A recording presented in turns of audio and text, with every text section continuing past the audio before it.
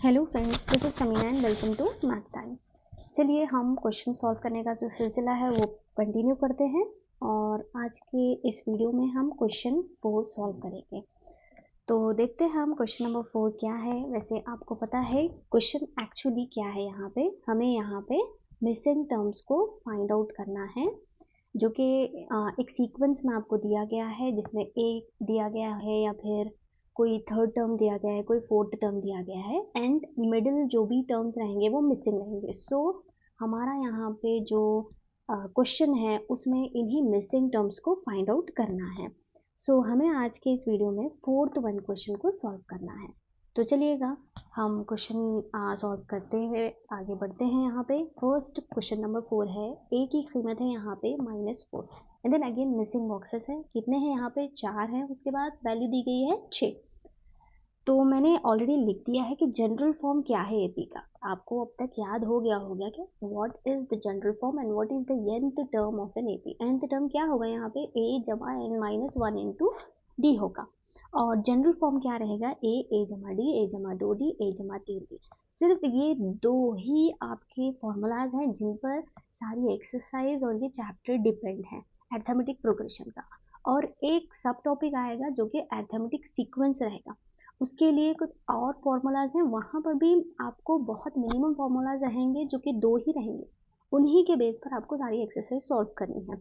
So simple है, आपको ज़्यादा कोई फॉर्मूलाज जैसे अलजेब्रा में आप याद करते हो उसकी ज़रूरत यहाँ पे नहीं पड़ेगी। आपको सिर्फ 2 या 3 फॉर्मूलाज याद रखना है और step by step mathematical steps आपको पता होना चाहिए।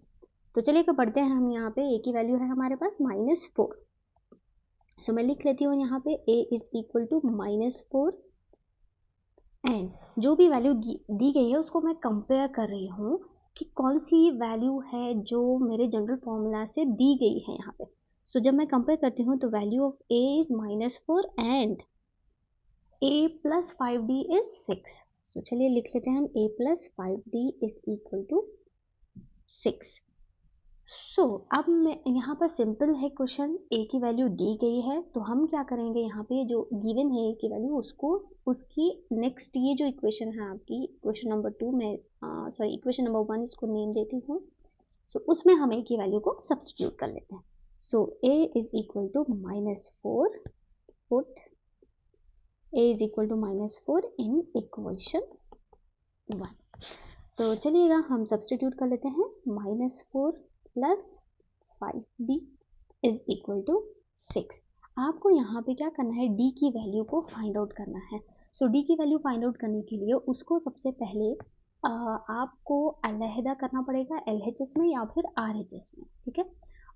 सो यहाँ पर देखिए उसकी साइन देखिए प्लस है, सो मैं उसको उधर ही रख रही हूँ, मीन LHS में। सो 6 उसके साथ देखिए 5d के साथ कौन सा नंबर है, इट इज -4 है। तो जब हम -4 को LHS से RHS की जानिब शिफ्ट करेंगे तो क्या होगा, +4 होगा, +4 होगा। तो चलिएगा इजीली सॉल्व कर लेते हैं। 5d is equal to 6 + 4 becomes 10 and d is equal to 10 divided by 5। ये स्टेप्स तो आपको पता है ना, क्योंकि अगर आप कंटिन्यूसली वीडियोस देख रहे हो तो मैंने बताया था कि कब आपको सब्ट्रैक्ट करना है, कब आपको ऐड करना है और कब आपको डिवाइड करना है। तो जब भी अननोन वैल्यूज मल्टीप्लिकेशन में आती हैं तो वो LHS टू RHS की तरफ शिफ्ट होने पर डिनोमिनेटर में चली जाती हैं। सो यहाँ पर वही है जो कि रूल फॉलो कर रही हूँ मैं। So d is equal to 10 divide by 5 होगा। सो 5 1 ज़ा 5, 5 2 ज़ा 10। So d is equal to 2। a की वैल्यू हमारे पास है विच इज -4। तो चलिएगा हम जो भी अननोन वैल्यूज हैं, यहाँ पे जो भी मिसिंग टर्म्स हैं उसको हम फाइंड आउट करते हैं। सो पहले है a जमा d which is equal to a कितना हमारे पास -4 प्लस d कितना है 2। सो बहुत सिंपल है ना, यहाँ पे कोई आई मीन फ्रैक्शन वाला टर्म नहीं है, यहाँ पे हमें सिर्फ नंबर मिला है। सो आपको दिख रहा है, रूल्स फॉलो करना है, प्लस और माइनस देखना है, फिर ऐड या सब्ट्रैक्ट दोनों में से एक करना पड़ेगा। यहाँ पर देखिए दोनों साइन, एक प्लस में है एक माइनस में है, तो ऑब्वियसली आपको सब्ट्रैक्शन यहाँ पे करना पड़ेगा। सो जब आप 4 में से 2 निकालेंगे कितने बचेंगे, 2। लेकिन यहाँ पे साइन लगाना मत भूलिएगा, हमेशा चेक कीजिएगा, ये हैबिट रहनी चाहिए आपकी कि कौन सा यहाँ पे बड़ा आदत है और उसके साथ कौन सी साइन है। सो यहाँ पे 4 है बड़ा आदत और उसके साथ है माइनस, सो ऑब्वियसली हमारा आंसर आएगा -2 में। सो नेक्स्ट वन a जमा 2d। So a is -4 plus 2 into d is 2। सो क्या होगा, यहाँ पे मैं कंटिन्यूसली ही लिख रही हूँ -4 प्लस 2 2 ज़ा 4। सो -4 प्लस 4 कैंसिल, आंसर क्या आएगा हमारा 0 आएगा। सो चलिएगा नेक्स्ट हम फाइंड आउट कर लेते हैं a जमा 3d। सो a क्या है हमारे पास -4 प्लस 3 इंटू d इज 2। सो क्या आएगा -4 प्लस 3 2 ज़ा कितना होता है 6 होता है। सो अब यहाँ पर देखिए आप फिर से प्लस और माइनस आ गया है तो सब्ट्रैक्ट करेंगे। 6 में से आप 4 निकालिए, कितने बचते हैं 2, और साइन देखेंगे तो यहाँ पे आएगी प्लस की साइन। अभी नेक्स्ट करेंगे a जमा 4d which is the last term of this sequence. So a is -4 plus 4 into 2। सो क्या होगा यहाँ पे -4 प्लस 4 2 ज़ा 8। सो आपने यहाँ पे 8 में से 4 को निकालना है तो कितने बचेंगे, यहाँ पे 4 बचेंगे। साइन कौन सी आएगी, यहाँ पे प्लस की आएगी। सो क्या आए हैं हमारे मिसिंग टर्म्स, हम यहाँ पे लिख लेते हैं। So it is first -2, then 0, then 2, then the last term is 4। So these are the missing terms of this given AB। सो चलिएगा नेक्स्ट क्वेश्चन भी देख लेते हैं which is first missing term है, उसके बाद 38 है, then 3 missing terms and the last term is -22। So यहाँ पर देखने पे आपको पता चलता है कि first box is missing, so that means we have to find out both the value a and d। ठीक है, सो हमें यहाँ पे वैल्यूज कौन से फाइंड आउट करना है, a और d दोनों ही फाइंड आउट करना पड़ेगा क्योंकि a नहीं लिया गया है डायरेक्टली।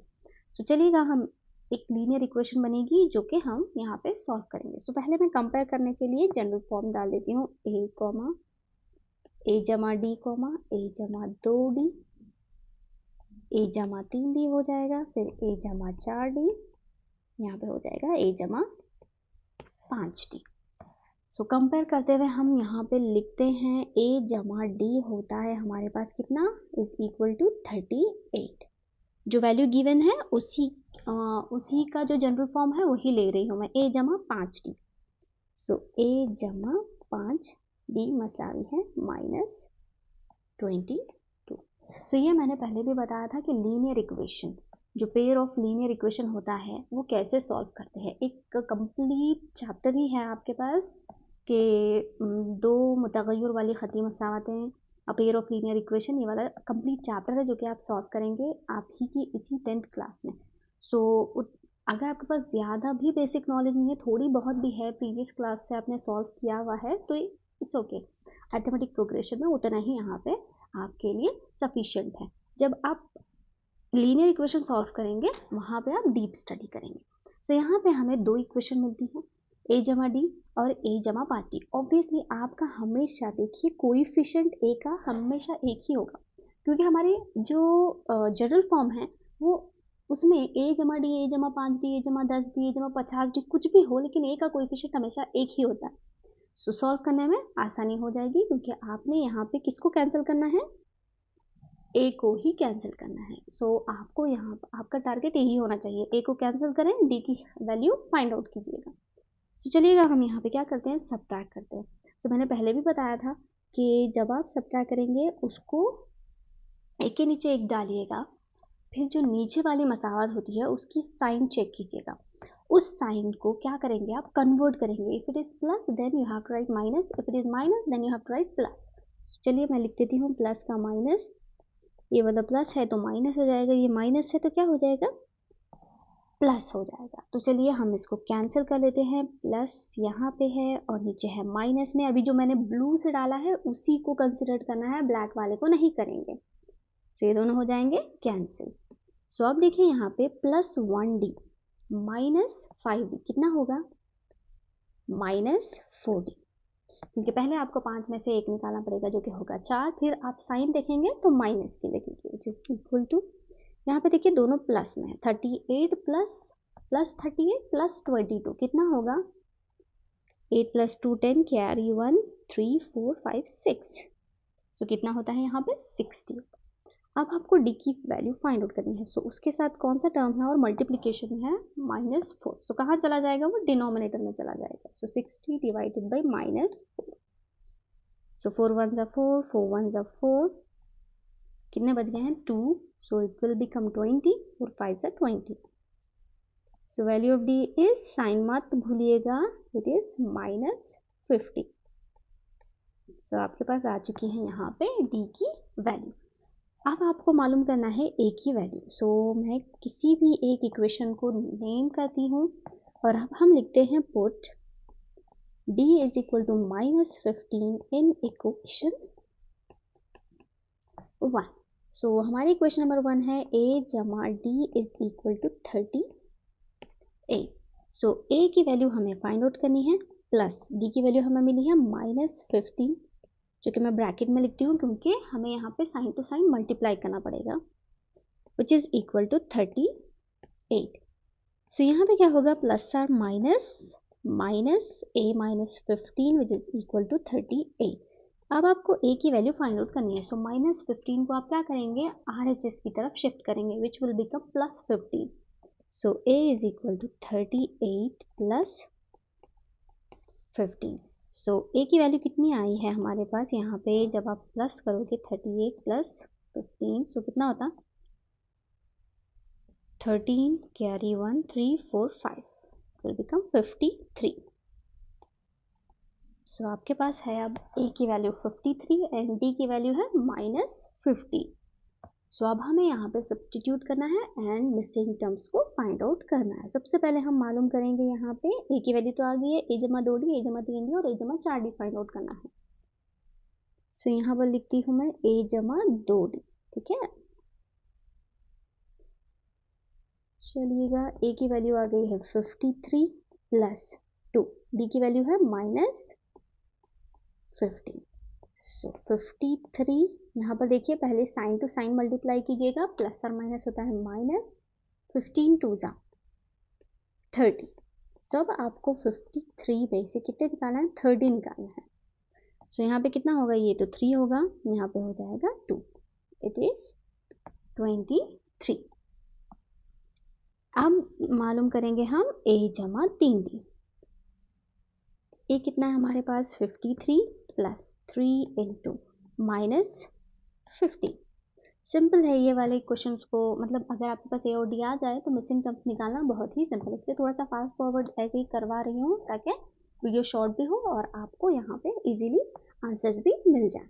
सो 53 माइनस 15 3 ज़ा 45, अभी यहाँ पे सब्ट्रैक्ट कीजिएगा कि 53 में आपको कितने निकालना है, यहाँ पे 53 में से 45 निकालना है, सो कितने बचेंगे 8, करेक्ट। अब नेक्स्ट देखते हैं, मैं यहाँ पे ये रब कर देती हूँ ताकि हम यहाँ पे क्वेश्चन को लिख लें।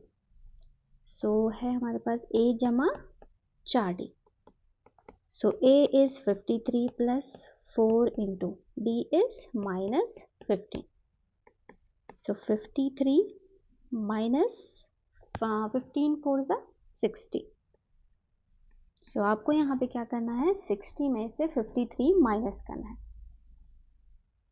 कितने बचेंगे यहाँ पे 7, बट साइन का आप यहाँ पे केयरफुली देखिएगा कि कौन सी नंबर के साथ कौन सी साइन है, सो यहाँ पे 60 दिख रहा है, 60 के साथ माइनस है, वेरी गुड, सो हमारा आंसर आएगा यहाँ पे -7, सो उसके बाद वाला टर्म कौन सा है, -22,